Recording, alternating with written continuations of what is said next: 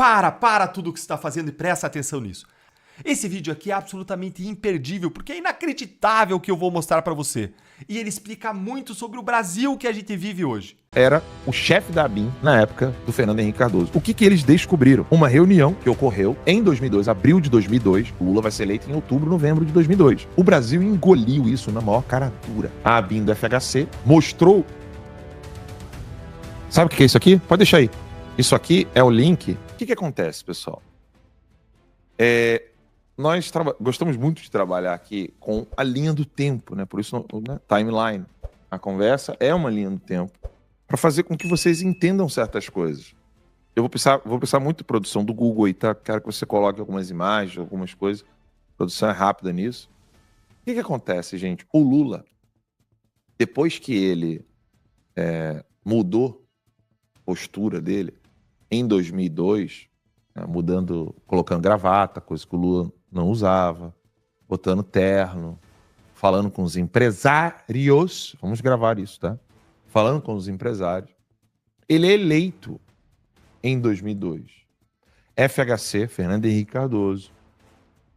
Vamos lembrar que o Fernando Henrique Cardoso era quem estava à frente do SEBRAP, que é o responsável pela Constituição brasileira, bem dizer, o texto da Constituição. SEBRAP, um think tank. Olha a diferença do Lula. Olha isso aí, gente. A mudança que eles fizeram no Lula e colocando o Lula ao lado dos empresários. Pode deixar essa foto aí, produção, muito boa. O Lula, ele foi colocado na presidência em 2002, né? Eleição de 2002, assume em janeiro de 2003, com o auxílio do FHC. E quando eu falo com o auxílio do FHC, eu quero dizer sobre isso aqui. Quem é o general Jorge Félix? Olha como tem nada novo debaixo do sol. Nós estamos vendo o quê?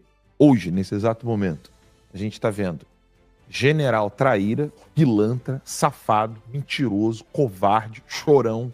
É isso que a gente está vendo. General vagabundo, almirante, entregando Bolsonaro no covil dos leões sem crime nenhum. Sem crime nenhum. Coronel inventando reunião, etc. E aí, esse é o general Jorge Félix. Está na tela aí para vocês. Ele era ninguém mais, ninguém menos do que o cara que estava à frente do GSI do FHC. E por que o nome dele é importante? Ele e o Mauro Marcelo era o chefe da ABIN na época do Fernando Henrique Cardoso. O que eles descobriram, tá? Uma reunião que ocorreu em 2002, abril de 2002. Lula vai ser eleito em outubro, novembro de 2002. Então, em abril, eles fizeram uma reunião.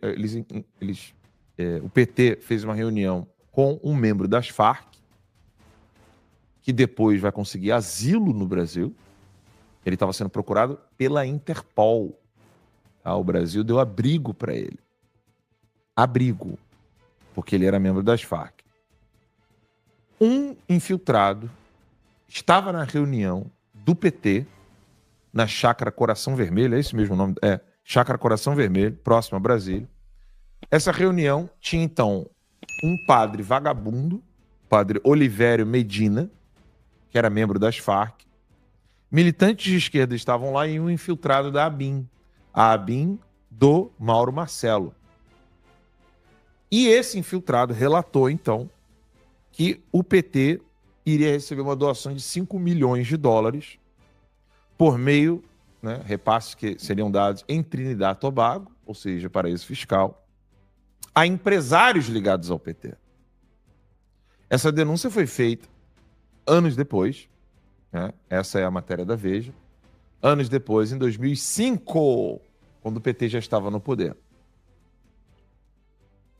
O que acontece? O coronel Eduardo Adolfo Ferreira, ele que era membro da ABIN, ele falou que havia dezenas de relatórios, repasses. A ABIN, então, realmente envia para o GSI um documento robusto, com declarações, testemunhas, repasses financeiros das Farc para o PT. Farc para o PT significa da cocaína, né? dia 30, segunda-feira que vem, vai ter, então, o julgamento do Carvajal. E a gente sabe muito bem o que ele disse. Ele disse, olha, o Cartel de los Soles financiou candidaturas na América Latina. Foi isso que ele delatou, tentando escapar da prisão. Não deu certo. E aí o coronel Eduardo Adolfo Ferreira, esse dossiê será entregue em breve na revista Timeline, ele avisou, aqui ó, pelo menos 3 relatórios importantes foram redigidos dentro do gabinete de José Milton Campana, que era o diretor da área de inteligência da ABIN, promovido, tá, no governo Lula. Ele falou que assim, ó, realmente tinha ali uns relatórios, mas assim, era boato. O Brasil engoliu isso na maior cara dura. A ABIN do FHC mostrou que havia o encontro do padre Medina, membro das Farc, que depois, em 2006, ele consegue refúgio no Brasil, sendo procurado pela Interpol. Ele mostrou, a ABIN do FHC mostra para o GSI do FHC, dizendo o seguinte, ó, tem repasse, é por meio de paraíso fiscal em Trinidad e Tobago, 5 milhões de dólares das Farc para o PT. Isso molhou o bolso de muita gente e certamente é um dos motivos do Lula ter sido eleito em 2002. Tá? Todo mundo engoliu que no ano seguinte o Lula muda a ABIN e a ABIN vira e fala assim, ah não, era boato. Não tinha nada não. Era puro boato. Puro boato. Não tinha nada, absolutamente nada.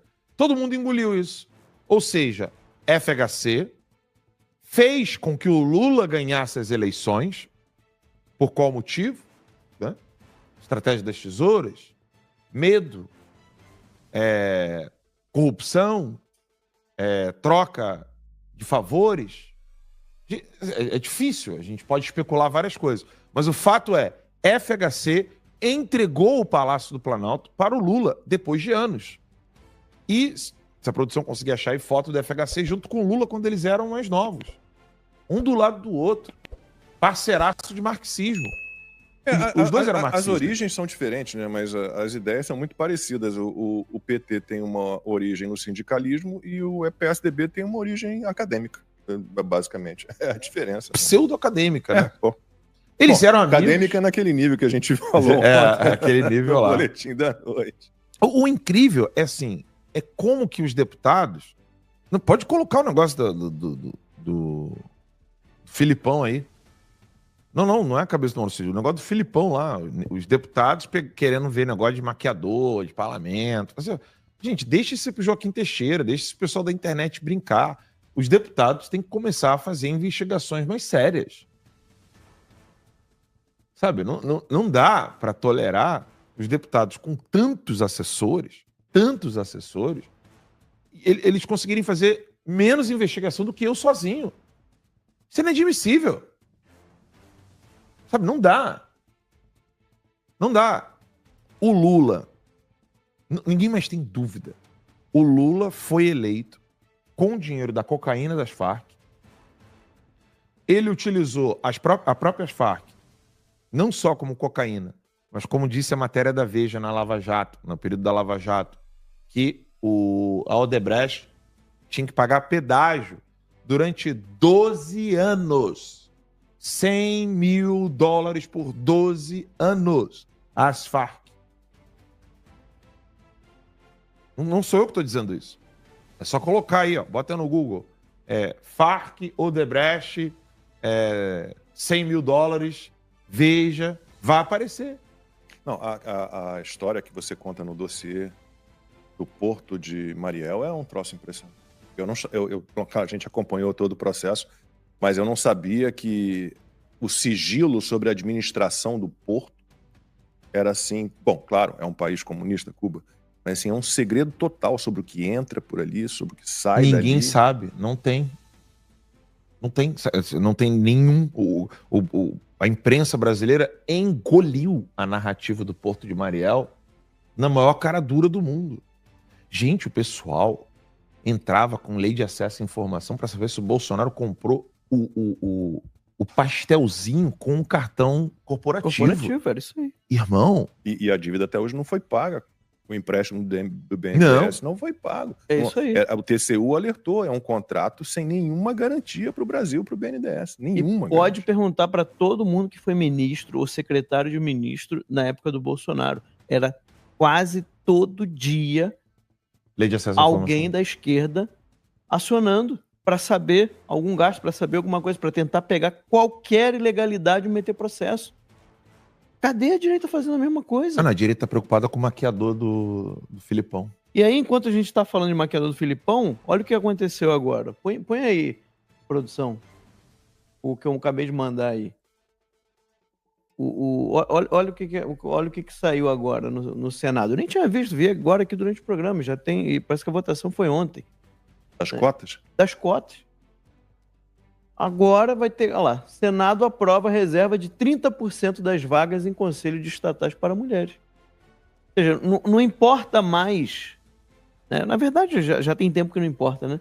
Se tem mérito, se a pessoa tem capacidade ou não. A questão, você vê, essa ideia de cotas, essa coisa das cotas, elas vão entrando no Brasil e vão assumindo todos os lugares. Não importa se é mulher, se é homem, se é negro, se é branco, se é homossexual. O que importa numa coisa dessa é o mérito. É a capacidade. Óbvio que já faz tempo que isso não acontece, né? Virou cabide de emprego esses conselhos estatais. Mas agora eles estão aí colocando, então você é obrigado.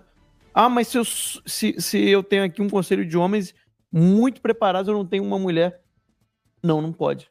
Vai ter que colocar, mesmo que ela seja menos preparada, você vai ter que colocar pelo menos 30%. É a menor chance de dar certo um negócio desse, cara. E aí isso aí passa. Cadê? Ninguém fala. Cota é uma... E aí, tem coisas piores. Tá vendo isso aqui, ó? Desculpa, mas não encontramos a página que você procura? Sabe o que é isso aqui? Produção, consegue dar um... Sem querer exigir demais? Consegue dar um zoomzinho aqui só para o pessoal poder ver? Eu vou diminuir a claridade para melhorar aqui na câmera. E aí. Esse aqui é o máximo que dá, Aí, né? só passar o foco Consegue dar pro- um zoom? Consegue dar um zoom aqui? Acho que tem que ser o foco no celular. Aqui, no ó. máximo. Não, mas no beleza, máximo, mas né? o zoom. Foco, perdão. Só o foco no celular. É só o foco no celular. Aqui. Dá? Aí, quase lá. O celular não. Deu pra ler? Sabe o que é isso aqui? Pode deixar aí. Isso aqui é o link que o Rodrigo Constantino escreveu para a Gazeta do Povo. Tá aqui, ó. Tá vendo que o Rodrigo Constantino escreveu para a Gazeta do Povo? Eu me lembro de tudo isso na época, tá? Tá com foco aí? O Rodrigo Qual que é Constantino... o título? Não, calma. O Rodrigo Constantino escreveu um texto para a Gazeta do Povo. O da Gazeta do Povo ainda está no ar. Mas quando você clica no link, que ele falou assim, ó, gente, deu na Veja. Cuba usou o Porto de Mariel para vender armas à Coreia do Norte. Tá? Tá aqui, ó.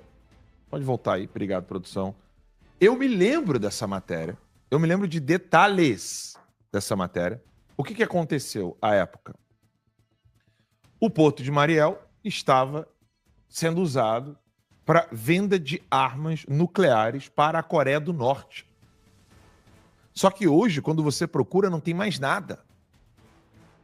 Absolutamente nada. A Veja tirou do ar. Quando você clica aqui, ó, Veja, deu na Veja. Rodrigo Constantino escreveu para a Gazeta do Povo.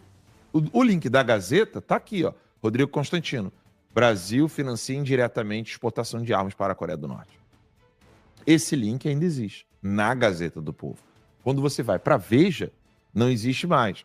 Aí depois vai ter umas investigações. Não, eram armas, eram pedaços soltos, obsoletos e tal, não sei o quê.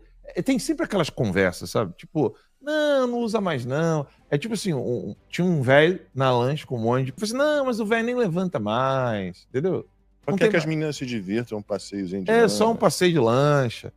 E é impressionante. Aí quando você vê esse mar de problemas reais, os deputados não estão investigando. o que todo mundo sabe. Só falta só pegar o horário, o dia, o contra-cheque, que é o PT ligado ao Comando Vermelho, PT ligado às Farc, PT ligado à Hamas, PT ligado à Hezbollah, PT ligado à Al-Qaeda, PT ligado às Farc. Tá todo mundo cansado de saber que isso existe. Mas não. Vai investigar maquiador. Em duas frentes. Por quê? Porque isso aí dá views, isso dá visualização. Entendeu? Isso dá barulho. Isso Não é que seja hype. correto, obviamente, você manter Sim. 2 maquiadores como assessores parlamentares. Isso é um desvio de finalidade, né? Não é para isso que já tem assessores demais, aliás, né? Você ainda fingir que 2 maquiadores são Mas se o assessores, meu problema, isso é um absurdo se o completo. problema do Brasil fosse que se diz mulher, vestido de mulher, botando cabelo de mulher, com 2 de maquiador. Meu irmão, se meu problema fosse esse no Brasil, eu tava no paraíso, rapaz. O meu problema é Farc, Hezbollah, Al-Qaeda. Pô, aí pra cima dessa galera, nada. Por quê? Não dá view, não dá barulho. Quer dizer, não dá hype. Sinto muito, mas assim, os políticos no Brasil, além do QI baixo, assim, eu não sei, cara. Não sei se esses caras estão competindo com orangotango, chimpanzé. Não sei, cara. Sério, eu olho uma coisa dessa e falo assim, pô, não, vocês não estão gastando tempo com isso, não. Não é possível. Não é possível. Nós temos problemas mais sérios para resolver. Cadê a investigação para cima do Alcolumbre? Ou vocês estão fazendo acordo com o Alcolumbre? Peraí, ou vocês estão fazendo acordo com o Alcolumbre? Hã? Ou vocês estão fazendo acordinho com o Alcolumbre? Vai me dizer que é mais um daqueles acordos que vai aprovar a anistia. Para cima de Moá. O Alcolumbre tem tudo de ruim. Vocês estão vendo que ele está, inclusive, segurando indicações do Lula para o STJ, para o Tribunal Militar, porque ele quer indicar companheiros, amigos, parceiros, para agências reguladoras. Aí ele está segurando, entendeu? Ele não coloca lá para a sabatina os indicados pelo Lula, meio que pressionando. Não, eu quero indicar. Ele quer derrubar o ministro de Minas e Energia, ele quer indicar gente para as agências reguladoras e usa de chantagem para isso. É esse sujeito que está aí, que é presidente do Senado e presidente do Congresso Nacional. Nós estamos realmente bem servidos. É o mesmo que diz que abrir um processo de impeachment contra um ministro do Supremo seria criar mais um grande problema para o Brasil e que o STF não é o órgão de correção do Supremo, é o Alcolumbre. Só para completar o que eu falei do Coronel Ferreira, né? Ele deixou a ABIN no ano seguinte, quando o Lula assumiu, em 2003, discordando do modo como a ABIN atuava. Ou seja, ele sabia de tudo, né? E simplesmente o Brasil inteiro engoliu a história de que não teve nada no encontro dos membros das Farc, porque o encontro ninguém negou mais. O PT não negou o encontro. Não teve sim, foi na chácara tal, foi só um churrasco. Só um churrasco com membros das Farc. A galera que usa fuzil e cocaína.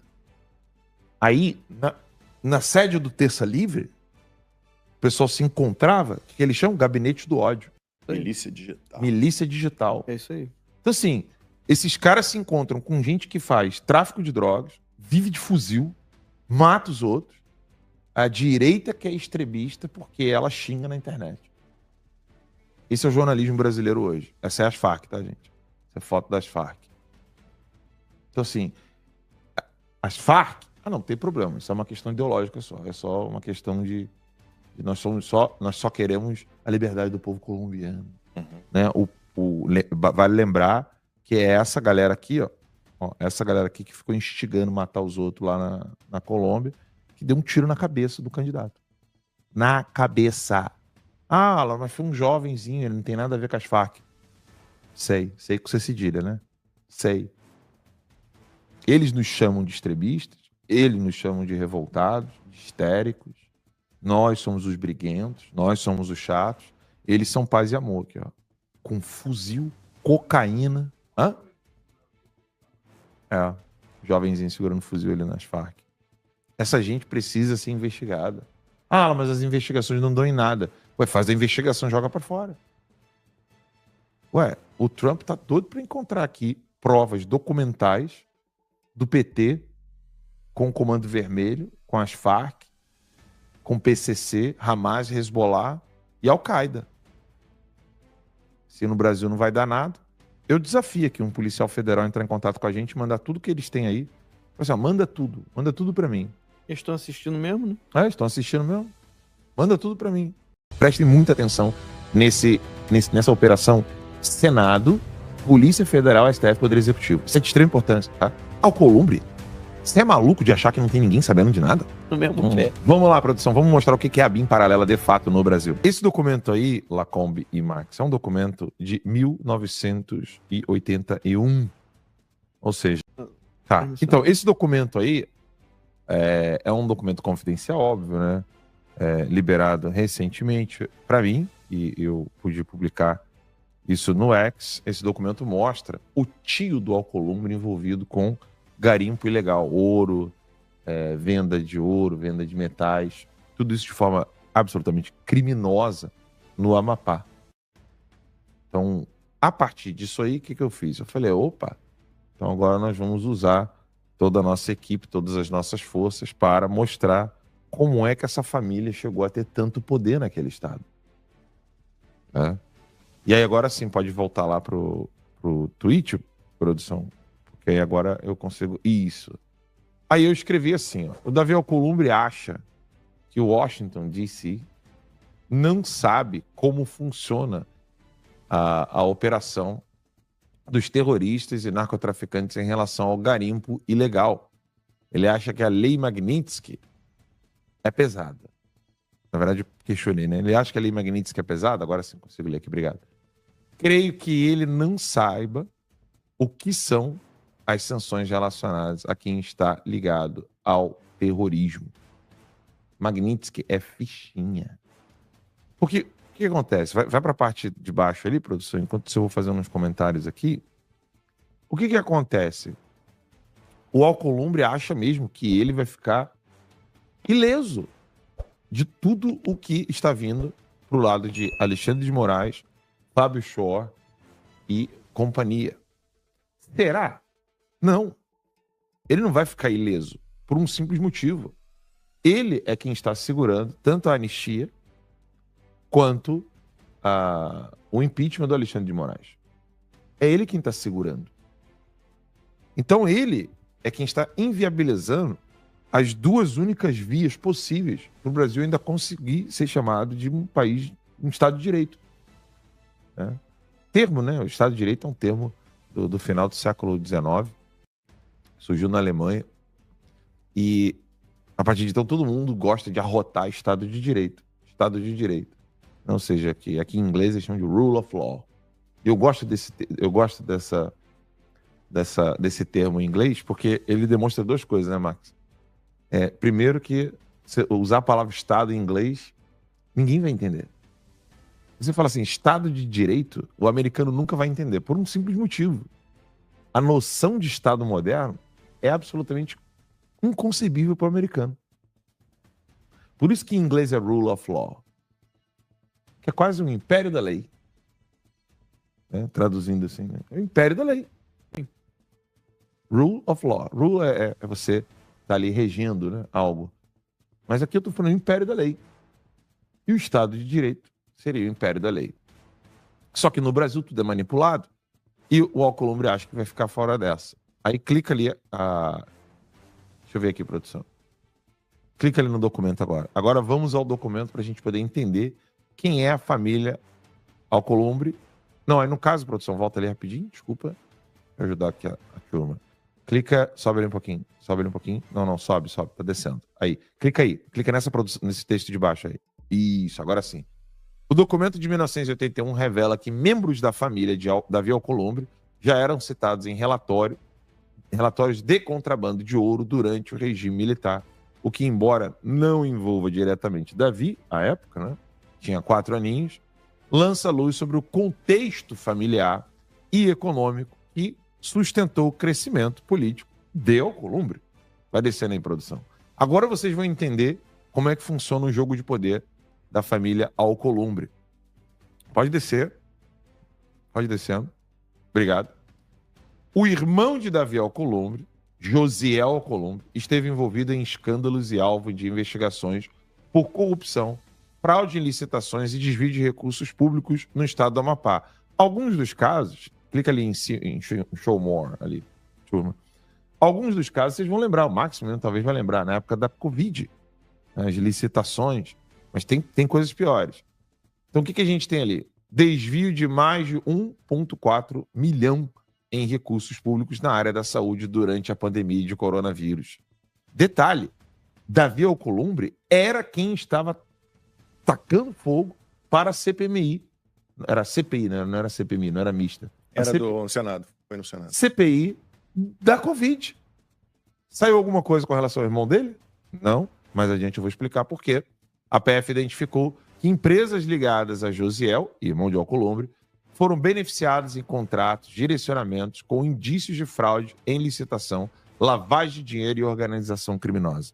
Pode ir descendo, produção. Obrigado. Aí, O Josiel é o daquele do aeroporto ou aquele do aeroporto é outro? é o do aeroporto. Ah, é do O aeroporto. próprio. Como se não bastasse, tem um lance do aeroporto ainda que a gente vai chegar lá. A PF, então, apontou esquemas de falsificação de laudos de contaminação por mercúrio em garimpo ilegais na região norte, envolvendo empresas próximas a políticos locais, inclusive a família de Alcolumbre. Essa foi a Operação Minamata em 2021. Imagina se fosse andando em jet ski pé de baleia. Aí é cadeia, né? Aí é cadeia, porque contaminação de mercúrio não dá. Ia falar T nenhuma, né? Leite de janja, né? Vou falar assim. Não dá leite de janja nenhum. Aí, Meu Deus do céu. Mas olha aí. Olha o que acontece no Brasil. Em 2020, a revista Cruzoé publicou reportagens com documentos apontando que Davi Alcolumbre atuou diretamente junto ao governo federal e ao STF. Eu quero que vocês prestem muita atenção nessa operação Senado, Polícia Federal, STF, Poder Executivo. Isso é de extrema importância, tá? Para blindar o irmão durante a investigação. O Ministério Público Federal no Amapá pediu a abertura de ações civis públicas por improbidade administrativa contra Josiel. Há bloqueios de bens já autorizados pela Justiça relacionados aos esquemas. Prestem muita atenção nessa coisa de ficar blindando, né, e criando alvos, porque eu vou mostrar para vocês como é que funciona essa operação e o que de fato vem a ser a ABIN paralela no Brasil. Próximo, por favor, produção. Agora é que o pau tora. Olha isso aqui. Narcotráfico e garimpo ilegal. Investigações a partir de 2018 e 2020. Quem que foi eleito no final de 2018? Bolsonaro. Obrigado. Demonstraram que rotas de narcotráfico na região norte, especialmente entre Amapá, Guiana Francesa e Venezuela, utilizavam pistas clandestinas e pequenos aeroportos privados. Vamos lá. O que o Trump... A gente já volta aqui já, tá, produção? Não sai dessa tela aí, não. Coloca a tela aqui em mim rapidinho. Eu quero fazer uma pergunta para o nosso público. O que o almirante... Era almirante? Da Marinha? O Garnier? Não, do Exército Americano, das Forças Armadas Americanas. Era, almirante. O que o almirante da Marinha foi fazer no norte do Brasil? Alguém lembra? Esse que foi, Visitar a Tríplice Fronteira. esse que foi com proibido Acre. de ir ao Acre. Isso. Como é o nome dele? Era Rosley, né? Acho que É, coisa ele assim. foi proibido de ir ao Acre, lembra? Foi a Tríplice Fronteira do Acre. Pois bem, Alcolumbre, você é maluco de achar que não tem ninguém sabendo de nada? O Marcos tá quase morrendo de rir ali. Ele acha que ninguém sabe de porra nenhuma, Max. Ele acha que os Estados Unidos é que nem o Brasil, né? Alvin Halsey. Alvin Halsey. Alvin Halsey, almirante 4 estrelas da Marinha dos Estados Unidos, atualmente comandante do Comando Sul dos Estados Unidos, SOUTHCOM, desde novembro de 2024. E ele queria visitar onde? Alvin Halsey. Tríplice Fronteira ali no Acre. No Acre. Do lado de cá, né? Uhum. E aí, olha só isso aqui. Lá, falando que do lado oeste do Brasil, no noroeste do Brasil. E agora, o lado de cá, olha isso aqui. Bota a tela inteira esse tweet aí, produção. Porque isso aqui é de extrema importância. Então, na época ali de Bolsonaro, a PF tava assim, ó. Meu irmão, vamos pegar todos os narcotraficantes que estão ali, ó. Venezuela, Amapá terra do Alcolumbre, né? E Guiana Francesa. Então a Polícia Federal interceptou voos ilegais que pousaram ou decolaram da pista associada à família Alcolumbre, transportando pasta base de cocaína, minério contrabandeado, ouro e tântalo. É fácil de encontrar tântalo, Max? Não. Hã? Dinheiro em espécie sem declaração. Pode descer, produção. E o dossiê completo, com detalhes sobre a família Alcolumbre, estará em breve na revista Timeline. E agora, para não segurar muito o microfone da vez para a gente poder bater um papo, eu quero mostrar para vocês como é que funciona esse organismo de você ter a Polícia Federal, que é a parte do DIP, né, que é, salvo engano, é o Departamento de Inteligência da Polícia Federal, o DIP, o Departamento de Inteligência, que tá na mão, sabe de quem? Fábio Shore. É outro que... Vocês lembram, né, que o Fábio Shore veio em Orlando pra Disney, né? Dá um rolê. Não faz muito tempo, né? Não faz, não. Você lembra disso, Max? Lembro. Fábio Shore? Volta, Fábio Shore. Venha pra Orlando. Eu quero ver você visitando o Mickey mais uma vez. Só mais uma vez. Tem uma música que é só mais uma vez? Só mais uma vez, né? Comigo. Rapaz, eu não me arrisco a cantar nada, É isso hein? mesmo. De quem é essa música? Amanhã, talvez. Outra, qual que é essa daí? Só mais uma vez? Como é que é? Amanhã, talvez. Beleza. Mas o Fábio Shore, só mais uma vez. Disney. Mickey Mouse. Minnie. Não vai Pato sair Donald. nem do aeroporto. Não demais. Mano. Deixa o cara vir. Chegar na Deixa o cara imigração, vir. Não. vai ter que voltar no mesmo pé. Vamos lá, produção. Vamos mostrar o que é a BIM paralela de fato no Brasil. Joana, meu Deus, se encavou. É. Colocou aí, produção? Era Númerozinho só 2 música aí? pocenta, Joana. Vamos lá. Então agora vamos entender, de fato, o que é a BIM paralela no Brasil. A República dos Dossiês, tá? Enquanto o país assiste inerte a escândalos que surgem e desaparecem como marés, nos bastidores do poder corre um fluxo contínuo de informações enterradas. Dossiês, relatórios, interceptações, delações, provas, dormindo em gavetas ou esperando a hora certa para despertar. A capital da República transformou o acervo de malfeitos em moeda de troca. O que é isso? É o compromato. Eu me lembro do professor Olavo dizer que o Dirceu ele andava em Brasília, ou anda ainda, com um bloquinho de papel com todos os podres de todos os políticos.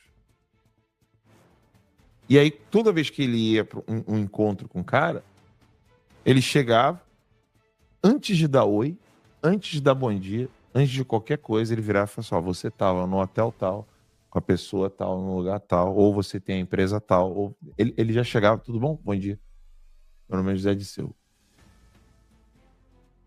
Isso é gente finíssima. Não, e agente secreto do partido do exército cubano, que tá aí, ó, livre, leve e solto no Brasil. Agente, ele é, se eu não me engano, ele é coronel? Não sei. Mas ele é... Eu sei que ele foi treinado pela guerrilha cubana, Não, mas ele é formalmente... Augusto Nunes disse que ele não sabe pegar na arma. É verdade? Diz o Augusto. Ah, provavelmente não. Não é exagero afirmar que o governo Lula possui centenas de dossiês armazenados em cofres institucionais e bases de dados sigilosos. São usados como ferramentas de pressão para garantir que interlocutores, no caso deputados, senadores, ministros, boca de veludo, procuradores, cooperem com os planos de execução do executivo, ou no mínimo não atrapalhem. A ameaça é sempre a mesma: colaborar ou ver o seu nome explodir no noticiário, não é? O Mota. Diga aí, Mota. Com investigações reativadas ou escândalos ressuscitados. Pode descer aí, turminha, que é eu disse. Isso tudo vai estar no dossiê, tá? Não vou ficar aqui lendo textos e mais textos. Eu quero mostrar como funcionava a parte da BIM paralela. Pode descer, pode descer. Essa arapongagem aí, né? Agora vocês vão entender como é que a anistia não passa, por que que impeachment não passa. Pode ir descendo, produção? Pode ir descendo aí. Que eu não vou ler todo o texto. Em breve, nem Wi-Fi passa. Eu acho que, na verdade, já tá descendo e eu não tô vendo aqui o retorno. Não, eu não. Aqui tá travado pra mim. Tá não? Então desce aí, produção. Pode descer. Pode descer. Aí, para na flight level ali rapidinho, desculpa, turma. Sobe um pouquinho. Aí, maravilha. Então, aí eu recebi ontem uma série de documentos da Operação Flight Level.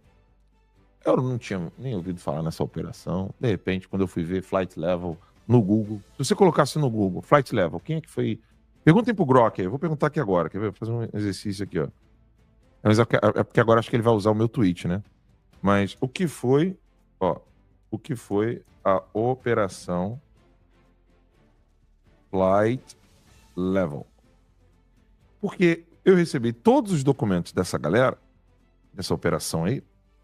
Aqui, ó, perguntando aqui pro Grok, no X. Perguntando agora aqui, ao vivaço. O que foi a Operação Flight Level? Não tem nome de ninguém nas matérias. Ninguém. Você vai acessando os sites, não tem ninguém. O Grok colocou aqui. O Grok é o serviço de inteligência artificial do X, né? A Operação Flight Level foi uma ação deflagrada pela Polícia Federal do Brasil com apoio da Receita Federal. Gravem isso, tá? Polícia Federal e Receita Federal. COAF, depois. Em 12 de abril de 2021. Quem que era presidente? Bolsonaro. Obrigado. Essa operação, de 15 de abril de 21, lembremos-nos que o Terça Livre foi fechado em outubro. Bolsonaro estava ali, ó, no auge, conseguindo manter o país firme e forte no meio da pandemia. Mas o que tinha nessa operação? Essa operação foi com o objetivo de combater crime de tráfico internacional de drogas, organização criminosa e lavagem de dinheiro. Segundo o Grok, eu tô lendo o Grok aqui, isso que eu fiz agora, tá? A operação teve início após a apreensão em outubro de 2020, né, antes de 21, um avião executivo brasileiro no aeroporto internacional de... Vê se essa palavrinha soa legal para vocês. Lisboa, Portugal. Vai ter um fórum jurídico maravilhoso em Lisboa agora, daqui a pouquinho. Festa da democracia lá. Vai ter com um jatinho particular, né? Claro. Então, esse jatinho particular que foi para Lisboa, Portugal, transportava 175 quilos de cocaína e teria partido de Belo Horizonte, Minas Gerais. Detalhes da operação. Tô lendo o Grok aqui ainda. Nem é ainda o nosso dossiê, porque o nosso dossiê tem os documentos originais. Tá? Da Polícia Federal. Esse aqui é só o Grok. Eu só tô lendo aqui o que todo mundo pode ler. A PF identificou que sócios e operadores da aeronave estavam envolvidos em um esquema de transporte de drogas por meio de aviões privados.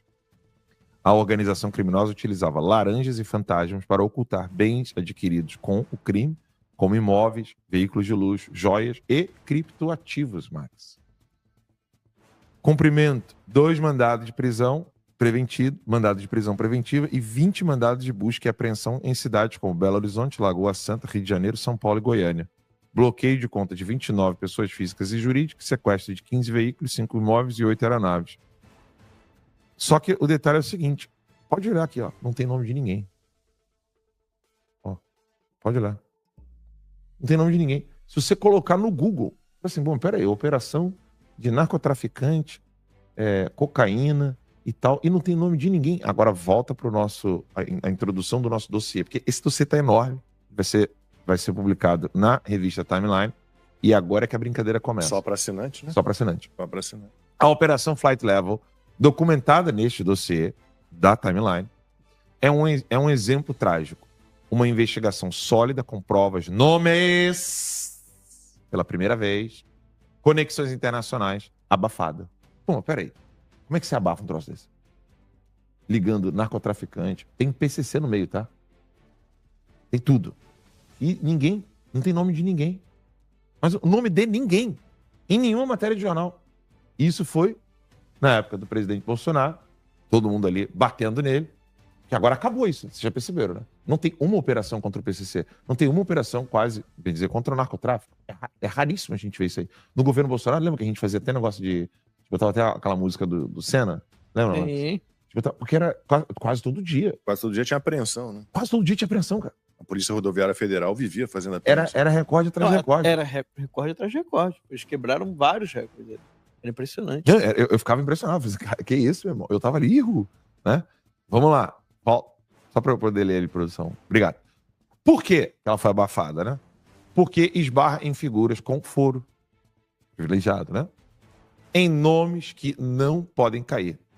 Mas pode ser desengavetada a qualquer hora se alguém contrariar os interesses certos. Vamos ver. Esse é o real poder em Brasília. Saber o que esconder, quando vazar e sobre quem silenciar. Por isso que o Hugo Mota tá nessa, né? Vai descendo. Pode descer esse texto todinho aí, que a gente não precisa ler. Vamos lá pro dossiê da ABIN Paralela. Pode clicar aí, a verdadeira ABIN Paralela. Até a capinha ali ficou legal. A PF nas mãos do STF. A verdade sobre a DIP, Moraes, Fábio Shor e Ricardo Saad. Oi, Saad, tudo bom? Você não veio com Shor na Disney, né? Na última vez. Tente outra vez. Rapaz, hoje eu tô, meu irmão. A coisa é linda.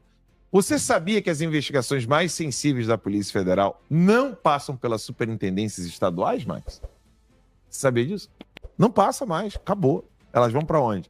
Elas vão direto para uma divisão secreta em Brasília, a DIP. Divisão de Inteligência Policial. E só quem manda ali é o STF. Vai descendo aí, turminha. Produção, pode ir para a parte 2. Gravem esse nome da DIP, tá? 2. Toda vez que Alexandre de Moraes quer abrir um inquérito sigiloso, não é a Polícia Federal do seu estado que age. Então, por exemplo, se tem um narcotraficante do Amapá, não é a PF do Amapá que vai atuar, não, filhão. Se tem um narcotraficante em São Paulo, não é a superintendência da PF de São Paulo que vai atuar, não. Vai tudo pro colo do Alexandre de Moraes. Como? Ele ordena diretamente a esse Departamento de Inteligência Policial da Polícia Federal, DIP, lá em Brasília, que cumpre suas demandas fora dos canais convencionais entre a Suprema Corte e a Polícia Federal. E há um nome-chave nessa engrenagem. Fábio Shor, o homem que não pode mais pisar nos Estados Unidos da América. E que veio à Disney na última vez. Eu quero ver se ele vai ter culhão para visitar de novo. O homem que prendeu o Felipe Martins mandou. Foi ele. Quero ver ter culhão para visitar os Estados Unidos. Fábio Shor, delegado da Polícia Federal, é o homem de confiança de Alexandre de Moraes dentro da DIP. Ele aparece em vários procedimentos como executor direto das ordens do ministro. Inclusive, ações de censura, prisões políticas, inquéritos secretos. Outro personagem, né, que estava caladinho, ninguém falava dele, é o Ricardo Saad, que a gente precisa saber quem ele é, porque ele foi exonerado por Bolsonaro exatamente na época daquelas investigações do narcotráfico que eu estava lendo antes. Esse cara foi exonerado por Bolsonaro. E quem é que traz o Ricardo Saad de volta? Não, vem cá, meu amor. Vem cuidar do COAF, para você poder cuidar de todas as transações bancárias de qualquer pessoa. Vamos lá. Exonerado por Bolsonaro. Só não, peraí, ali em cima ali. Saad era justamente o chefe do DIP, que hoje está na mão do Shor. Durante o início da gestão de Moraes no STF. Hoje, recompensado, é presidente do COAF. Sim, o ex-chefe de inteligência da polícia, tá? Que recebia ordens diretas do STF, agora preside o órgão que rastreia movimentações financeiras em todo o território nacional. É coincidência? Diz pra mim se é coincidência. O COAF, Conselho de Controle de Atividades Financeiras, é quem produz os famosos relatórios de inteligência financeira, os RIFs, né? Como os usados para quebrar sigilo bancário de investigados sem ordem judicial clara. Na prática, aqui nós temos a verdadeira BIM paralela. Na prática, Moraes manda pro DIP, Shor executa, Saad coleta, agora via COAF, a Polícia Federal, não, desculpa, a Polícia que não é federal, a Polícia Suprema, atua fora dos mecanismos republicanos e abafa o que quer e ataca quem quer. Faz a devassa na conta de qualquer pessoa ou simplesmente não fala nem o nome dessas pessoas nos jornais. Essa estrutura explica por que operações robustas como a Flight Level, que envolvia narcotraficantes do PCC, daqui a pouco a gente vai botar até matérias, algumas matérias que não estão nos principais jornais, matérias lá do Mato Grosso. Vou mostrar para vocês sobre isso. Que descobriu tráfico internacional por jatinhos, simplesmente desapareceram. A Flight Level simplesmente fez assim, ó.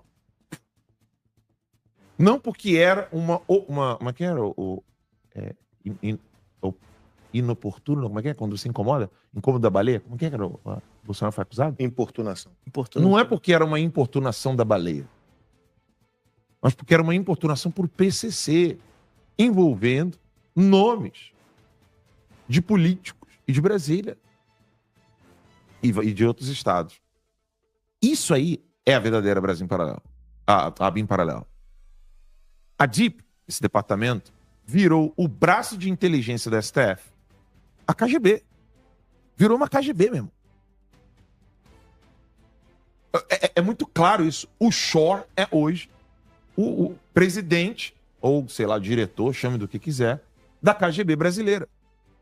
E se ninguém investigar esse círculo de poder, a justiça vai seguir sendo usada como arma seletiva e não como instrumento de verdade. Enfim, essa era a minha participação no início do programa de hoje, para trazer para vocês isso aí. Se a produção quiser colocar aquelas matérias de jornal, matérias de jornais envolvendo os nomes, porque quando você vai no G1, quando você vai no Estadão, quando você vai na Folha, procurar o nome dos envolvidos, você não acha. De repente eu achei um jornal local no Mato Grosso. A produção, na verdade, que achou, não foi nem eu, né? A produção lembra disso aí. Achou uma matéria lá com o nome de uma mulher. Quer ver o nome dela? Deixa eu pegar aqui. Deixa eu ver aqui. Deixa eu pegar o nosso grupo aqui, ver se a produção coloca rápido. Era isso aí, a namorada e lobista de Mato Grosso, que se uniu ao PCC para enviar drogas à Europa. Você vê, tem matérias locais falando. É a Nelma Kodama, pô. É? Conhecidíssima. Conhecidíssima. Ela estava nessa operação Também. da Flight Level. Tudo envolvendo PCC e políticos. E não dá nada pra ninguém, né? Ela não Tem era nada, ligada ao ninguém. Alberto Youssef também? Porque eu me lembro dela aqui, cara. Não Será? tava ligada à Lava Não Jato. tem 14 anos de prisão nesse Não caso. tem 14 anos de prisão nesse caso, nada. Colônia agrícola, Nada. regime fechado. Uh-uh. Impressionante, cara. O dossiê completo, gente, que assim, nenhum jornal vai publicar um dossiê como esse, nenhum no Brasil, até mesmo porque nós tivemos acesso a todos os documentos da Polícia Federal envolvendo isso aí, exclusivos, né? São documentos. A gente não vai colocar os documentos para vocês, óbvio, né? Jornalista não faz isso. Mas tá lá a matéria e... Tá aqui, ó. Ela foi presa tentando embarcar com 200 mil euros no aeroporto de Guarulhos e ela foi investigada, presa e condenada no esquema da Petrobras pela força-tarefa do MPF, do Ministério Público Federal, na Operação Lava Jato. Pô,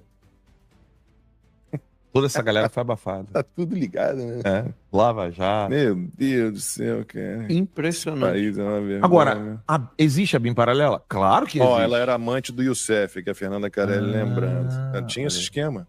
Ela Olha. era ligada mesmo, literalmente. ao Alberto Youssef. Em espanhol, né? Exatamente. Eles se conheciam biblicamente falando. Então, existe a BIM paralela? Claro que existe.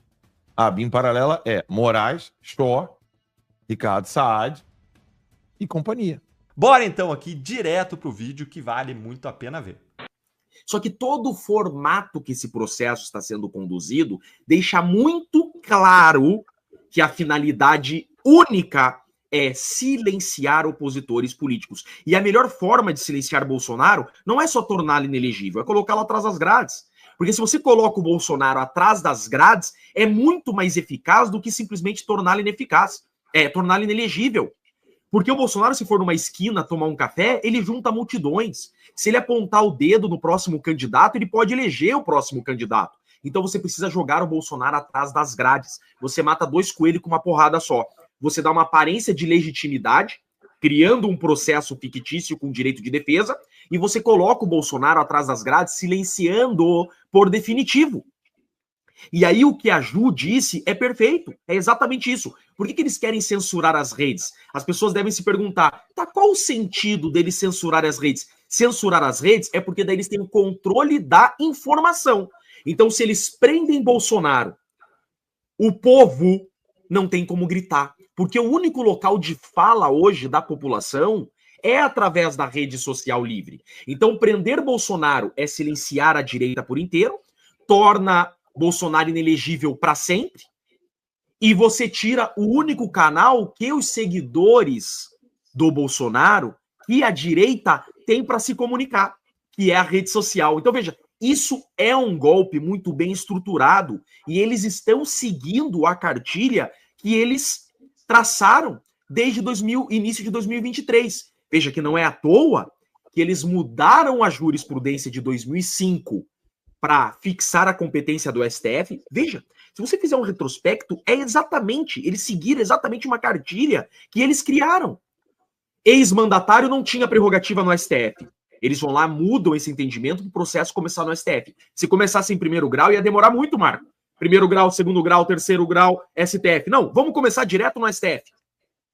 A gente tem que terminar esse processo em 2025. Vão lá e mudam o entendimento, dizendo que agora ex-mandatário, STF. Não bastasse, precisamos mandar para a primeira turma. Altera o regimento em 2023 para mandar para a primeira turma. Não bastasse, vamos dividir o processo em 4. O processo do Bolsonaro corre primeiro. Não bastasse, não vamos intimar as testemunhas de defesa. Não bastasse, amanhã o STF vai censurar as redes. Veja só, amanhã é o último dia de rede social livre. Amanhã o STF bate o martelo. O jogo foi jogado e a estratégia deles está sendo alcançada. Essa ditadura não vai terminar no Bolsonaro e no bolsonarismo, porque essa tirania não pararia na direita e nos Bolsonaro. Nós dissemos aqui, comunidade jurídica, em todas as ditaduras cormãs, a ditadura chegou à classe dos advogados, chegou à magistratura. Isso é normal. A história não nos deixa mentir. Marco, nós avisamos, a ditadura chegou. A classe jurídica, que imaginava que não seriam afetados. Não há amigos na ditadura. Não há. São todos inimigos. Quem enfrentar o sistema terá a cabeça cortada. Você tem um advogado que teve um inquérito instaurado por advogar. O cara pediu a nulidade da delação, teve um inquérito instaurado. Você tem um juiz com um advogado do lado pedindo desculpa por ter agido corretamente. Vamos entender juridicamente agora toda essa situação. Processos do STF nós chamamos de processos originários, esse é o termo técnico. Processo que começa no Tribunal Superior, processo originário. Tá? O que acontece? O STF processa e julga. Só que a execução da pena, que é pela Lei de Execuções Penais, ela se dá no primeiro grau, na vara de execução penal da localidade que o apenado está cumprindo pena. Isso é assim segundo a Lei de Execuções Penais e segundo uma súmula do STJ. Veja que aquela senhora que está fazendo pergunta, ela quase fala STJ. Você viu, Marco? Coloque o vídeo de novo daqui um pouquinho dela. Ela fala, você descumpriu o entendimento do STJF.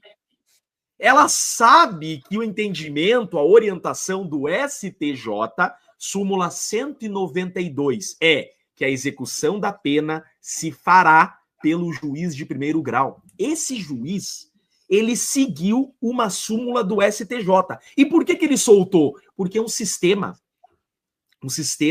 um computador falou para ele, solte.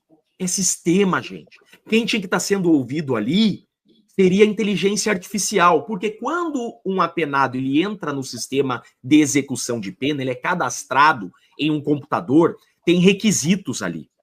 E veja só, provavelmente o computador cadastrou esse infiltrado no sistema de primário, tem violência e grave ameaça à pessoa. Então o sistema preencheu lá. Ele é primário, e o crime que ele foi condenado não tem violência e grave ameaça à pessoa. Ou seja, Quando o sistema calcular que ele cumpriu 2 anos e 7 meses da pena, porque ele foi condenado, se eu não estou enganado, há 14 anos, né? 14 anos. E 16% disso daria 2 anos e 7 meses, né? Ou seja, dando 2 anos e 7 meses, que é 16% da pena, ele teria direito à progressão de regime. O sistema apareceu para o juiz competente. O juiz falou, põe na rua. O juiz não olhou quem era. Agora esse juiz vem e pede desculpa por ter aplicado uma súmula e por ter soltado alguém que um sistema disse para ele soltar, que acontece com 100% dos apenados no Brasil. Todo mundo sabe o que está acontecendo, mas eu tiro vantagem disso. Óbvio que eu quero proximidade com o ministro da Suprema Corte, né? Você imagina, um ministro que tem entrada em qualquer lugar. Quem não quer proximidade com o ministro, a caneta mais pesada do Brasil?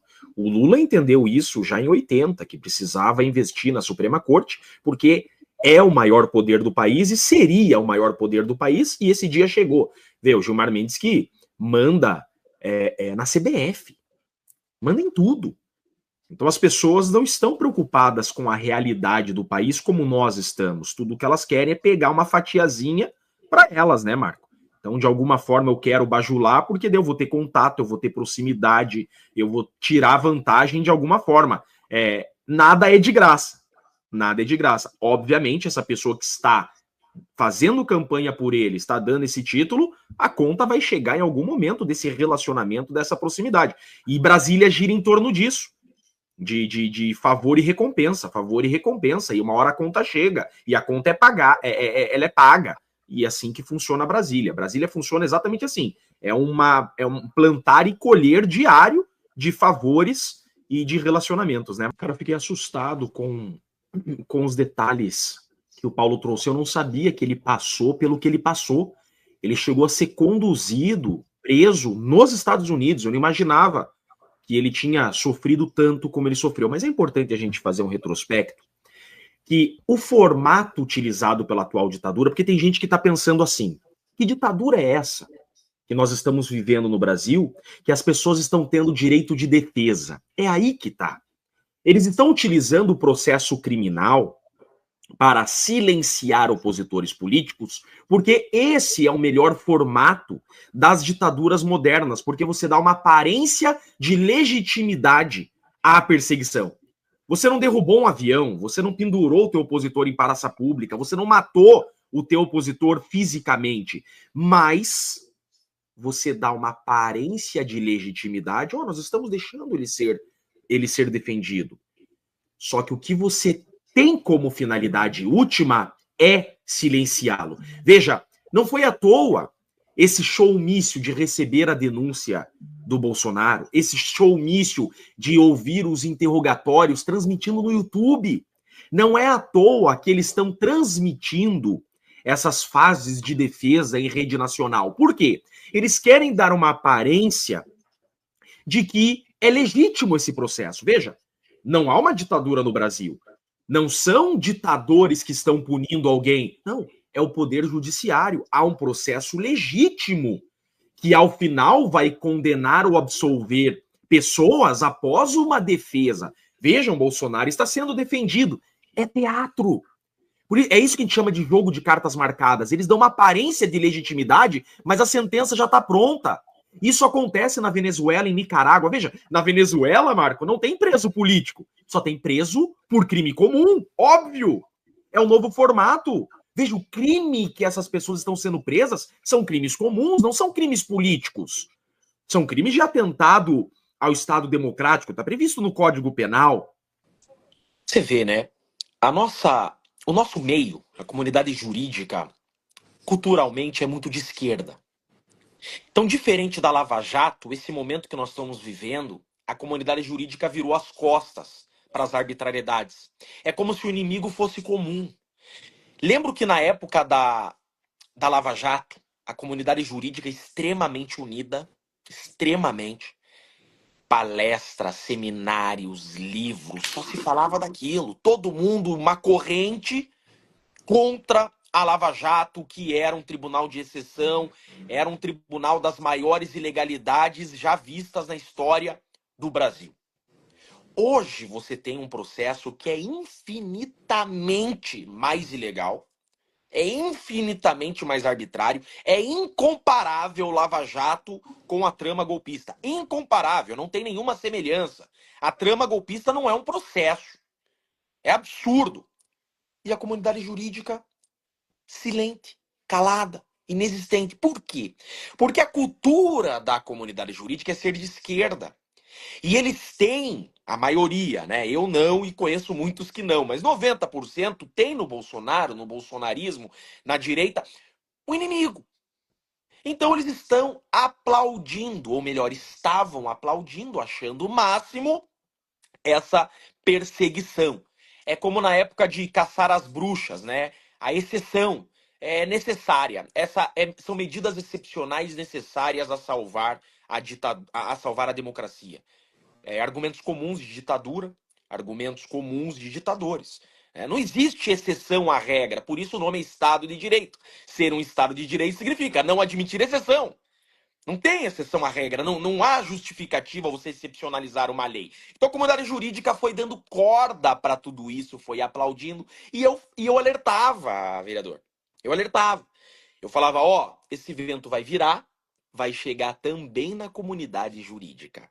Batata, chegou. Advogado com inquérito por ter pedido nulidade da delação. Juiz com advogado do lado sendo interrogado por delegado de polícia. Você imagina o que aconteceu. E aí, então, agora acordaram. Opa! Agora chegou nos advogados, agora chegou no juiz. E muitos juízes e Ministério Público, promotores, procuradores, eu converso com muitos, óbvio que eu não posso dar o nome, tem que preservá-los, mas eles dizem, eles recebem direto orientações do CNJ e do CNMP sobre termos e assuntos que eles podem comentar. Então, veja, juízes e promotores saíram das redes sociais. Não tem mais juiz e promotor em rede social, acabou. É caça às bruxas. Juiz que colocar a cabeça pra fora vai ser ripado. E veja, dá uma dó do que aconteceu com esse juiz, porque ele foi humilhado. Eu acho que ele não imaginava que ia vazar o vídeo dele. Você viu o medo desse juiz na fala? Não, eu prometo que eu nunca mais vou errar. Mas espera, você não errou. Você não errou. O juiz da execução é o juiz de primeiro grau. O STF não fica com a execução da pena. É legal para explicar para o povo o que acontece. O STF processa e julga. A execução da pena não é pelo STF. A execução da pena é pelo juiz da execução do local em que o apenado está cumprindo pena. Súmula 192 do STJ. Sempre foi assim. Então, veja, o juiz agiu corretamente e está pedindo desculpa. Pera, você não vê isso nos Estados Unidos. Você não vê isso em nenhum país da Europa. Isso é uma ditadura. Um juiz pedindo desculpa por ter agido corretamente. Então agora, caiu a ficha de todo mundo que a ditadura chegou a todos. E a ditadura ela é assim. A ditadura não poupa ninguém. Nesse momento não tá chegando a mim, mas um dia vai chegar e não vai ter como gritar.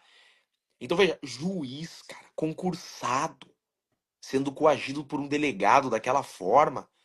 E há ainda quem defenda esse estado totalitário que nós estamos vivendo. É uma pena tudo isso, mas não há outra palavra a dar. Não é clichê, não é papinho, não. O Brasil é uma ditadura da toga. É importante olharmos para a história, o motivo pelo qual nós temos a tripartição de poderes. O que acontece? Quando nós criamos o Estado, esse Estado passou a se voltar contra o povo que o criou. Aí vem o chamado Leviatã. Leviatã foi o Estado que se volta contra o povo e começa a aprisionar o povo, sufocar o povo. Montesquieu, então, tem a ideia genial de criar a tripartição de poderes com a ideia de freios e contrapesos. A tripartição de poderes, ela teve a finalidade de retomar o poder do povo, limitando o poder do Estado, pré-definindo muito bem as funções do Estado. Então, dividiu o Estado em legislativo, executivo e judiciário. O legislativo é o povo, dividido em duas casas, e já explico o motivo de ter duas casas. É o povo no legislativo. O executivo cuida do erário, cuida da grana, então o administrador é o síndico do prédio. Isso é o executivo. é o síndico do prédio, e o judiciário é aquele que vai executar as leis criadas pelo povo. Então, esse é um formato que o poder está nas mãos do povo. E como que isso é assegurado? É assegurado na existência do Senado. Porque o Senado faz o papel constitucional de fiscalizar os outros poderes e poder tracionar a corda quando os outros poderes deixam de ser independentes e harmônicos. Por exemplo, quando um poder invade o outro, o nome disso é crime de responsabilidade. A Constituição assegura ao Senado, que é o povo, o poder de colocar o presidente, os ministros do STF no seu devido lugar. Então é o Senado que tem que chegar e falar, ó, isso é crime de responsabilidade, nós vamos instaurar impeachment. Então veja, esse formato é para deixar o poder sempre último na mão do povo. O formato que nós temos hoje é o poder último nas mãos do STF. O STF é o último a falar e não há como questionar. Veja, se anistiarem o Bolsonaro, nós vamos declarar inconstitucional. Pera, quem anistia é o povo. O STF tornar a decisão do povo inconstitucional é crime de responsabilidade, porque o STF estará usurpando o poder daquele que detém em um Estado de Direito. Por isso que o Senado pode, então, instaurar processo de impeachment. Então, o que nós vivemos hoje, agora respondendo a sua pergunta, é um estado de exceção, onde não se aplica mais a lei criada pelo poder do povo. O povo é que detém o poder. Veja, Constituição Federal começa com o poder, quem detém o poder é o povo. O povo é o detentor do poder.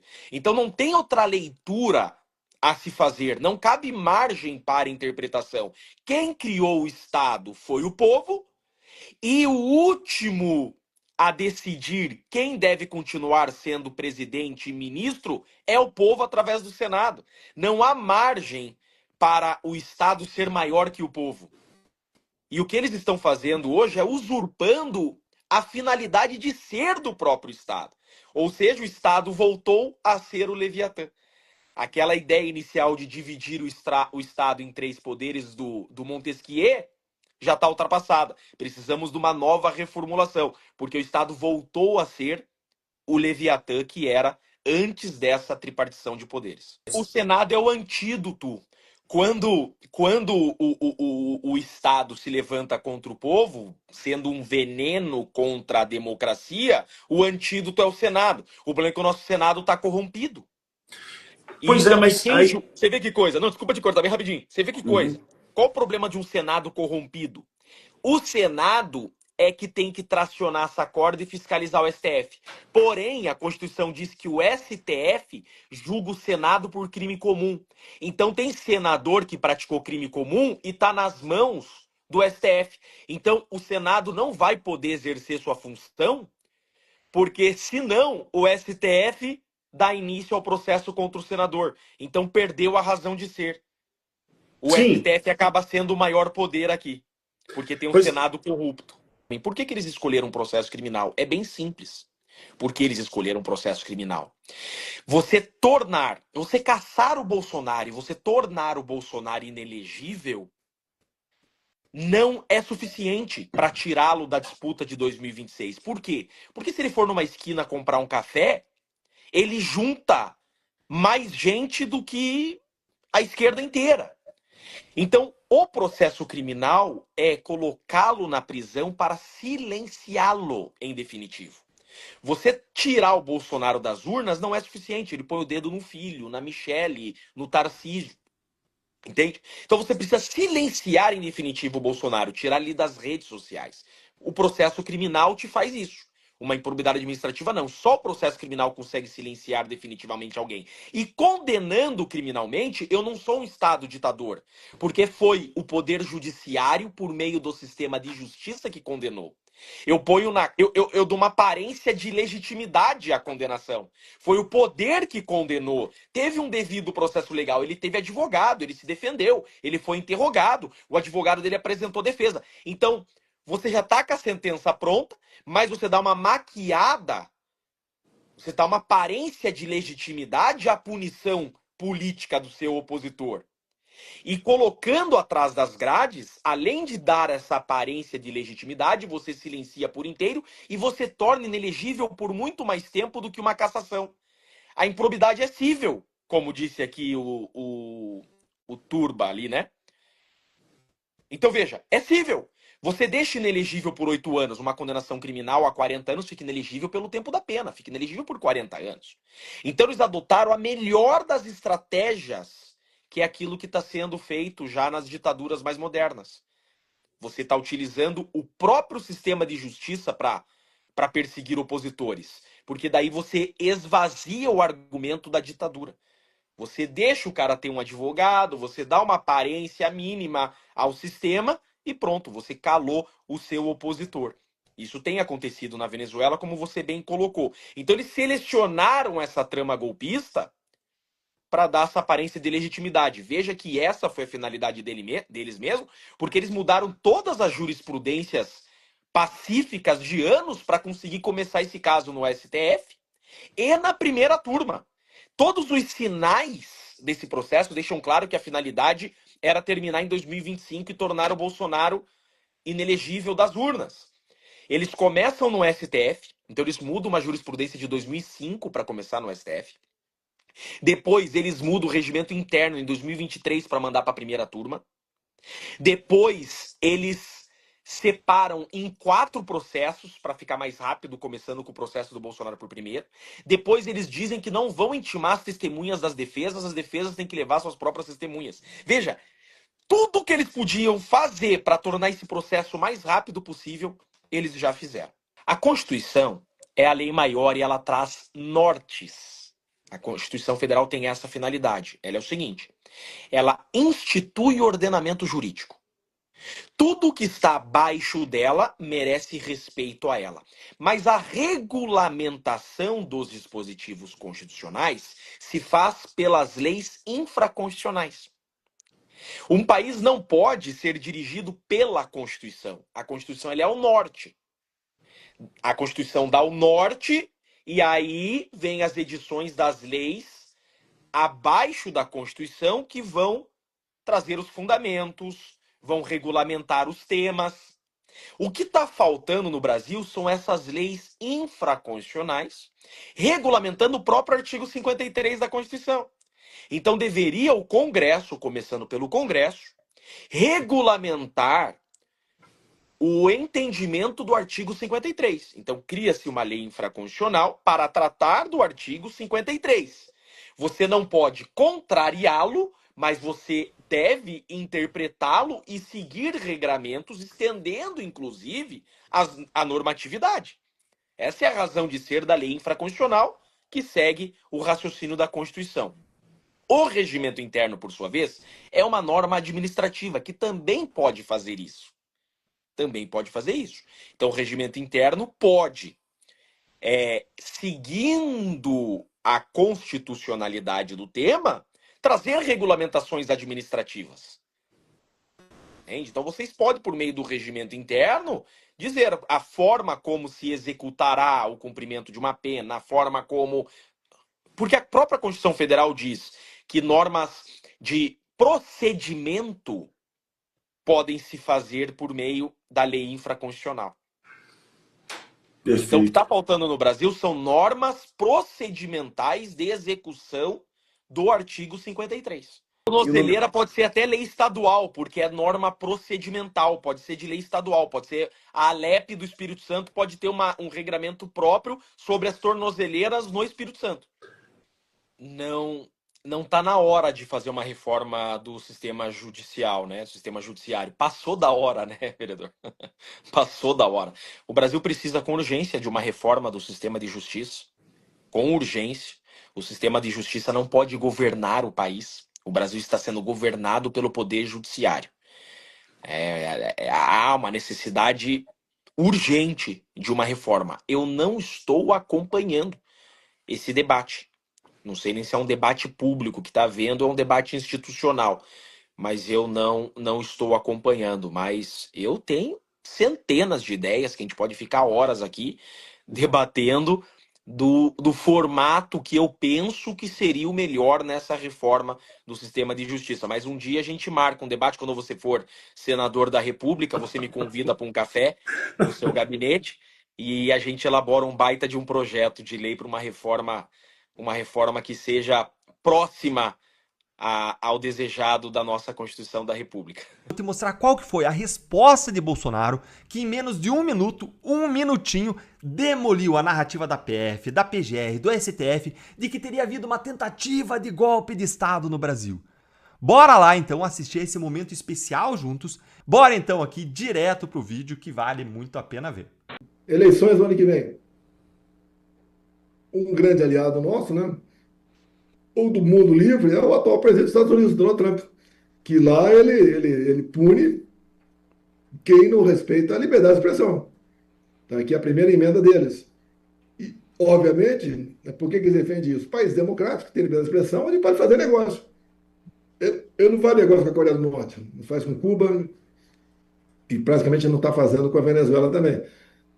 Então a liberdade de expressão é bom para todo mundo. Você vê lá no Irã, uma parte da população comemorando o que está acontecendo lá. Por que eles veem? A possibilidade da derrubada dos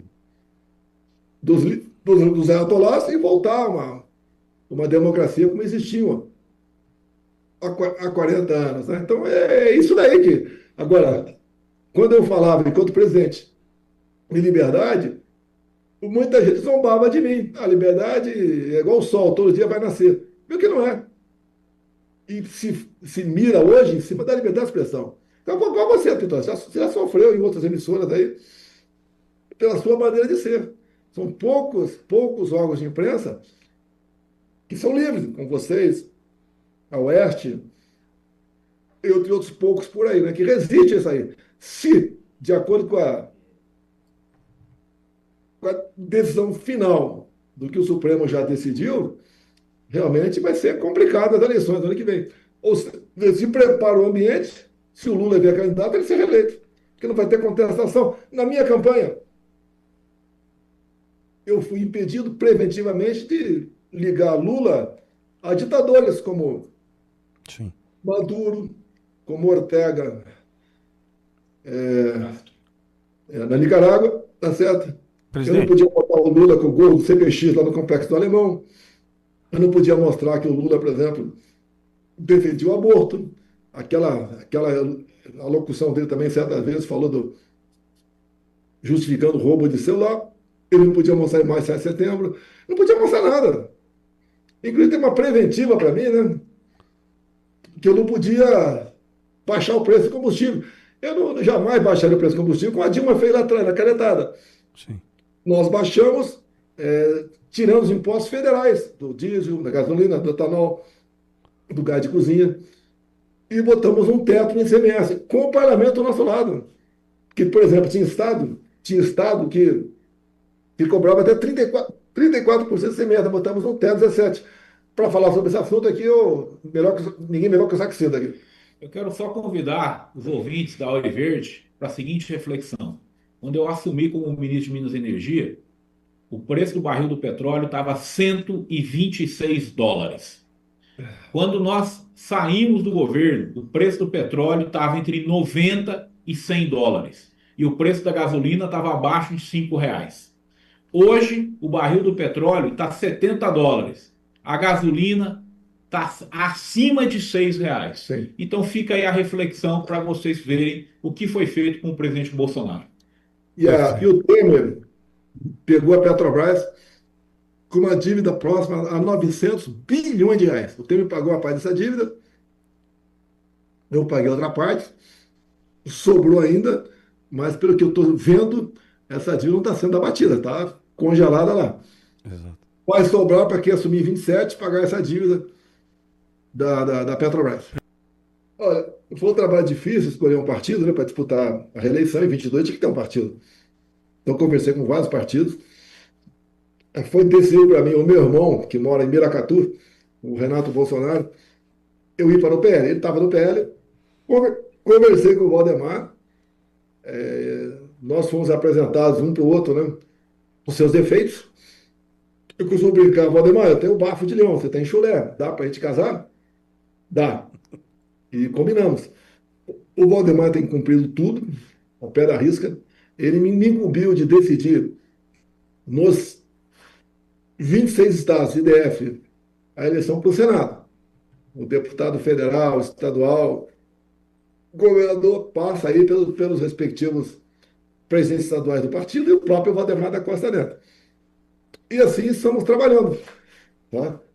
A gente espera, nós fizemos 99 federais da última vez, está contando com um número próximo a 130 para as eleições, e das 54 vagas, nós vamos fazer, juntamente com outros partidos de centro e centro-direita, a gente vai, das 54 vagas, espera fazer pelo menos 40 vagas.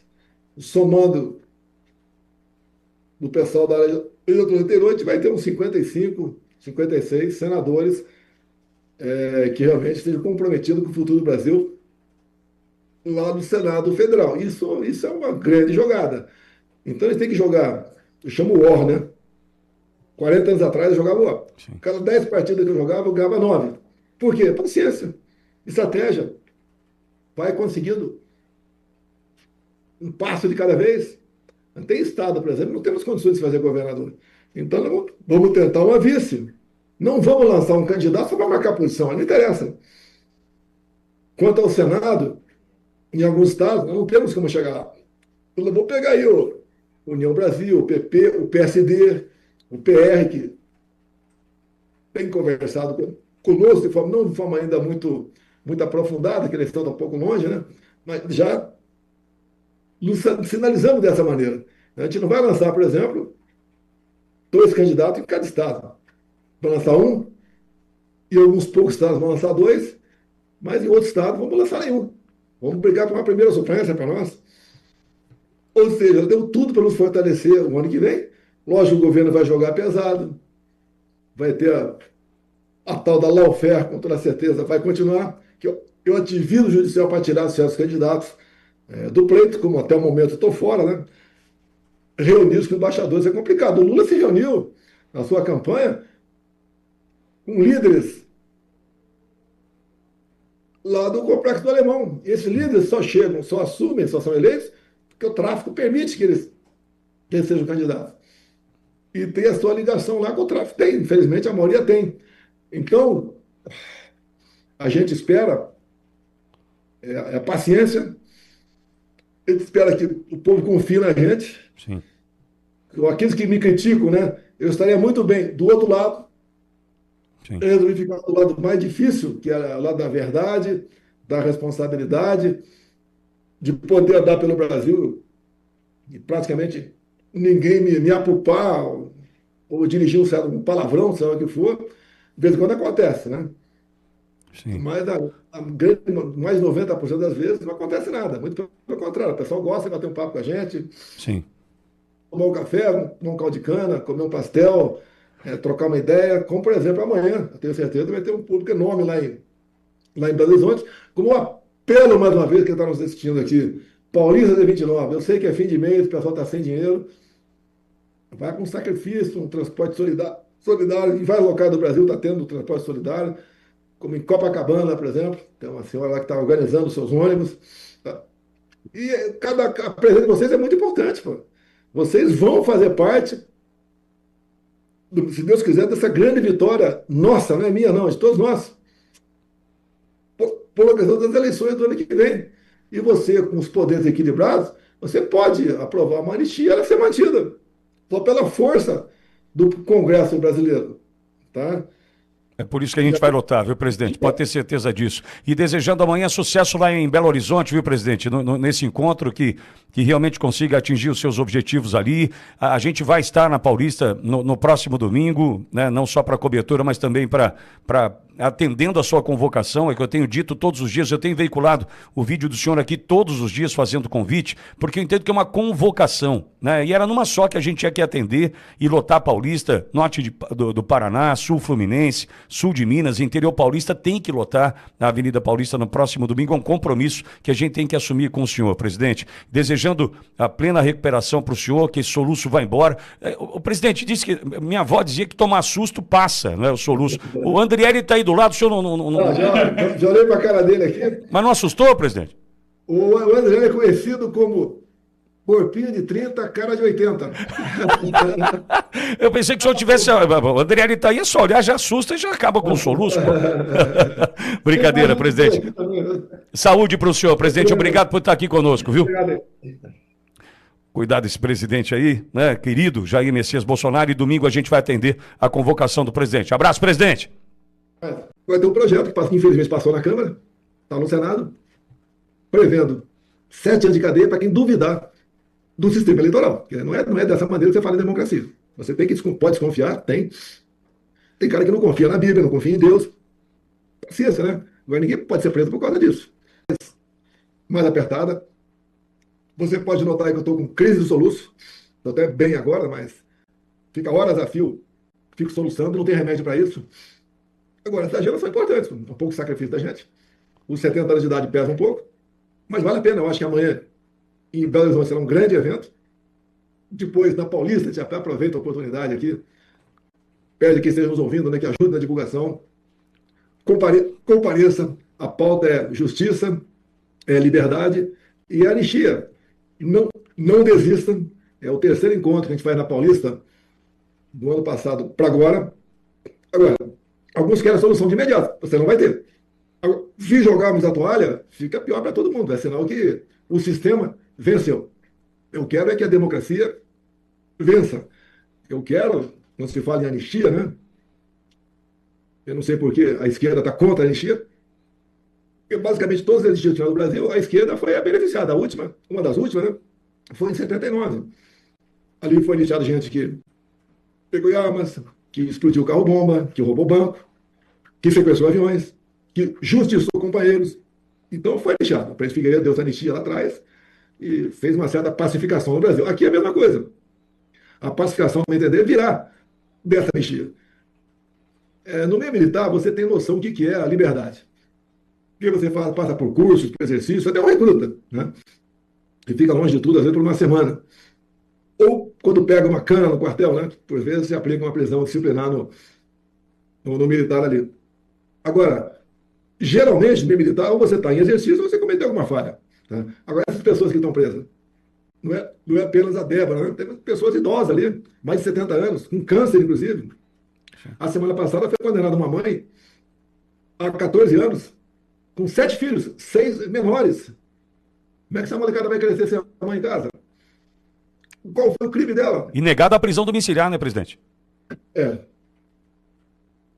Então, a pacificação passa por aí. Eu vejo alguns ministros do Supremo reclamando da questão da popularidade, da forma como eles são tratados nas ruas, tá? Quando vão, né? Agora, passa para me entender a pacificação disso, até para o bem-estar da própria justiça, a questão da anistia. E a anistia é um ato privativo do Congresso Nacional, é um ato político e privativo do Congresso. Não é do Judiciário e nem do Executivo, é do Congresso em si. O Congresso tem esse poder, está previsto na Constituição. Então, quando a ameaça de tornar inconstitucional possível a anistia, você perde força do parlamento. Eu faço o que posso aqui, converso com muita gente, buscando essa pacificação, vinda da anistia, e botando para fora. Eu não sei quantas pessoas temos, mais de 100 presos condenados atualmente. Temos algumas centenas que estão refugiadas aí, em especial na Argentina. Trazer esse pessoal para cá, voltar à vida normal, passar uma borracha em cima disso tudo, tocar o barco. E o que é mais importante, né? Por que essa confusão toda? Não houve tentativa de golpe, Vitória. Você pode ver. Vamos pegar as pessoas mais importantes. Negação à democracia. O que é a democracia? Ela é materializada pelo voto, auditável e com contagem pública. Assim se faz a eleição. Lá atrás, você pode ver, em 82, apesar da reação que as Forças Armadas tinham para com o Brizola, ele foi eleito governador do Rio de Janeiro. E foi respeitado tudo isso aí. Agora, o contrário, você pode ver as pesquisas. Você bota um pé atrás, então a pesquisa. Mas aí a pesquisa está me dando eu, o mais competitivo, e derrotando o Lula por ocasião das eleições. Depois vem os outros nomes ali para baixo. Então, tirar a gente do páreo, por intermédio de ineligibilidades ou condenações absurdas, isso é conhecido como lawfare. Ou seja, o ativismo judicial. Aconteceu na França, a Marine Le Pen está inelegível acho, por 5 anos, na Romênia a mesma coisa, nos Estados Unidos quase conseguiram tirar o Trump da cena eleitoral, e comigo aqui no Brasil. E não é só comigo, outras pessoas também, como por exemplo o Eduardo Bolsonaro, talvez ele tenha dificuldade, ele está no inquérito. Depois que ele resolveu ficar nos Estados Unidos, quando ele resolveu ficar em definitivo, no mesmo dia o PGR falou que não tinha nada contra ele, o ministro Alexandre de Moraes arquivou, não tinha nada contra ele, mas nos dias seguintes, depois quando ele começou a falar das possibilidades de sanções aqui no Brasil, para quem não respeita a liberdade de expressão, e também pelo fato de eu ter mandado recurso meu para ele foi incluído no inquérito específico para ele. Ele está tentando contra o Estado Democrático de Direito, conspirando contra instituições aqui no Brasil. 12 anos de cadeia. Ou seja, não sabe o que vai acontecer com ele, mas ele pode se tornar inelegível. Assim como outros 25 parlamentares, né? Parlamentares de ponta, de nome. É o Gaia, é o Nicolas, é o cabo Gilberto, lá da Paraíba. São 25 nomes por ocupar a tribuna da Câmara e estão em inquéritos. Claro que esse inquérito lá específico do ministro relator, né? Então eles podem, mais tarde, um pouco, ser condenados. Essas pessoas não vão para a cadeia, mas enquanto estiver valendo aquele prazo da condenação, ele perde o direito político e não disputa nada. Presidente, Esse último nome foi do Carlos, né? Eu conversei com ele, eu falo pelo PL, eu não falo por outros partidos, não, tá? E decidimos aqui que ele poderia ser candidato ao Senado por Santa Catarina. 2 dias depois, ele foi incluído na BIM paralela. A gente está vendo agora na imprensa especial, né? Que o governo federal está gastando dinheiro para monitorar desafetos políticos. Tá? Isso está acontecendo. Então, esse processo todo, juntado com que o Supremo decidiu prorrogar a validade dos inquéritos até 2026, é sinal que eles vão estar ativos nessa questão. Eles vão, não é que vão, né? Estão demonstrando que essas pessoas com potencial para o Senado vão ter problemas com a justiça. Isso também é negação à democracia. Eu nunca falei que queremos um Senado forte para qualquer outra medida de força. Eu quero um Senado forte para reequilibrar os poderes, e nós possamos falar, então, que o Brasil é um país democrático, que vai respeitar a sua Constituição, que a liberdade de expressão será respeitada, tá? Que essa liberdade junto às mídias sociais seja para valer. Você pode pegar um blogueiro qualquer, ou ativista aí, né? Se ele começar a escrever coisas que não condizem com a realidade, o pessoal abandona, como nós temos várias pessoas que foram abandonadas, mudaram de lado, né, sem motivo nenhum, e foram abandonadas. Agora, os outros, que têm uma certa coerência, né, vão ser mais do que mantidos, vão ser fortalecidos. Esse nós queremos. A democracia é a convivência pacífica de opiniões contrárias. Presidente, o senhor mencionou... 2 coisas, né?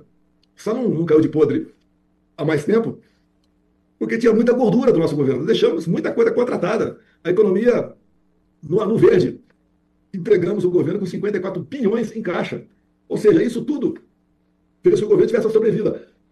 Hoje, por exemplo, né, o governo gastou, além do previsto, 300 bilhões de reais. É uma conta que alguém vai pagar. Esse alguém é o povo trabalhador. Não há dúvida. Tá? Você vê, foram 24 medidas do atual governo para aumentar impostos ou criar impostos. Ninguém aguenta isso. Nós demos um exemplo contrário lá atrás. Diminuímos a carga tributária. Tá certo? Então, esse dinheiro gasto aí sem qualquer responsabilidade vai impactar em quem assumir o governo em 27. De assumir 27, vai ter que tomar algumas medidas salgadas, porque a nossa dívida já tem 9 trilhões de reais. Isso dá só de juros mais de 2 bilhões por dia. Como é que você vai sanear? Eu tenho uma